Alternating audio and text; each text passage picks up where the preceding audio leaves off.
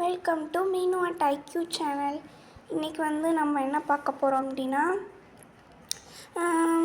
7th standard maths first டேர்மில் first லெசனில் இருக்க எக்ஸாம்பிள்ஸ் பார்க்கலாம். இப்போ நம்ம இதை பார்க்க போகிறோம். பார்க்கலாமா? ஃபஸ்ட்டு இப்போ from the ground floor a man went up 6 floors and came down 6 floors. In which floor is he now? இப்போ கிரவுண்ட் ஃப்ளோரில் ஒரு மனுஷன் இருக்கான். 6 floors மேலே போகிறான், அப்புறம் மறுபடியும் டவுன் ஆகுறான். கேம் டவுன் 6 floors கீழே வரான். இன் which floor is he now? இப்போ அவன் எந்த ஃப்ளோரில் இருப்பான்? இப்போ பாருங்கள், இது கிரவுண்ட் ஃப்ளோர் 0. கிரவுண்ட் ஃப்ளோர் 1 2 3 4 5 6, இதுதான் 6th ஃப்ளோர். இப்போ அவன் 6 floor மேலே போகிறான், +6, அப்புறம் 6 floor கீழே வரான், -6. ஓகேங்களா? அப்போ மறுபடியும் அவன் கிரவுண்ட் ஃப்ளோரில் தான் இருப்பான். Answer 0. Ground floor. Starting point ground floor. Number of floor climbed up +6. Number of floor climbed down -6. Now the leading point +6 -6 equal to 0 ground floor. புரிஞ்சிங்களா? அடுத்த some example 1.7. Are 120 plus 51 and 51 plus 20 equal? Or -5 plus bracket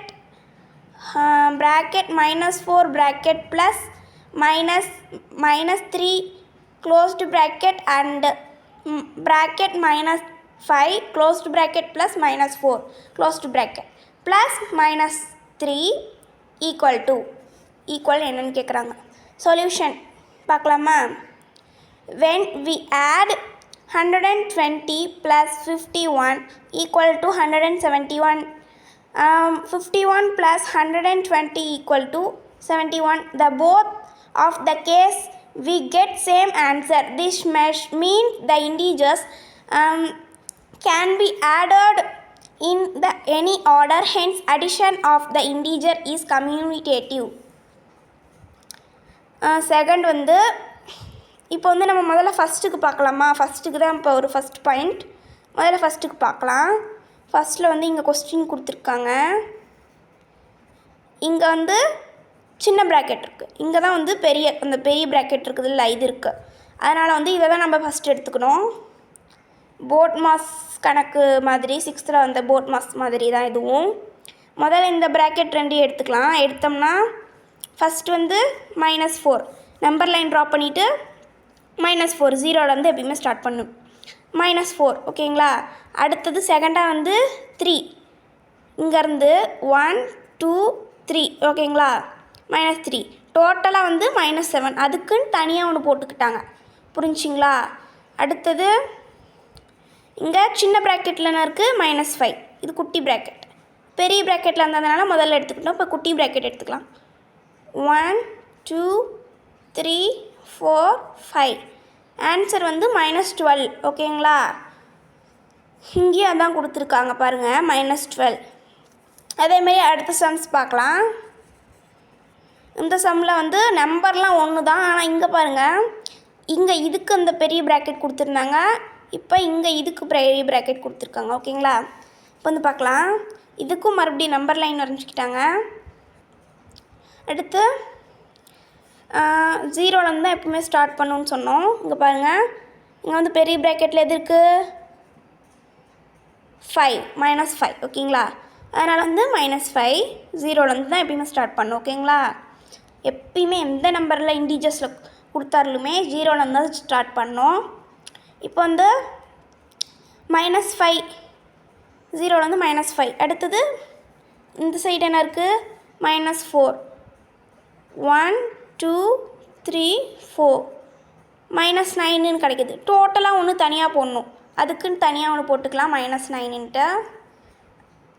அதுக்கடுத்து இங்கே குட்டி ப்ராக்கெட்டில் நான் இருக்குது பாருங்கள், -3 1 2 3 -3 இதுக்கும் -12 தான் வருது, இதுக்கும் -12 தான் வருது ஆன்சர்.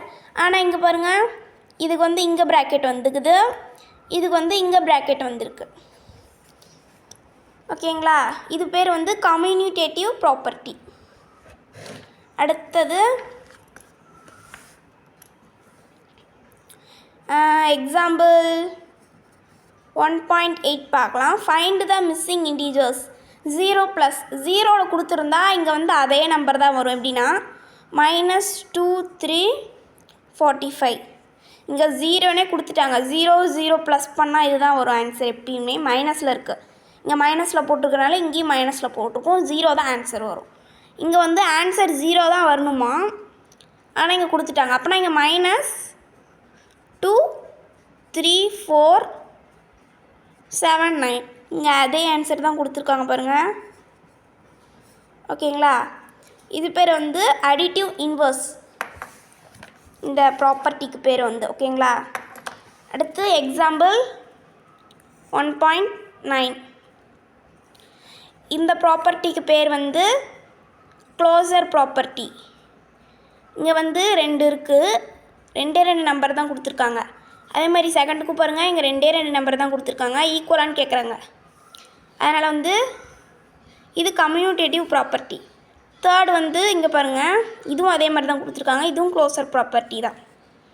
அடுத்து ஃபோர்த் பாருங்கள், ஈக்குவல் ரெண்டுமே ஈக்குவலான்னு கேட்குறாங்க.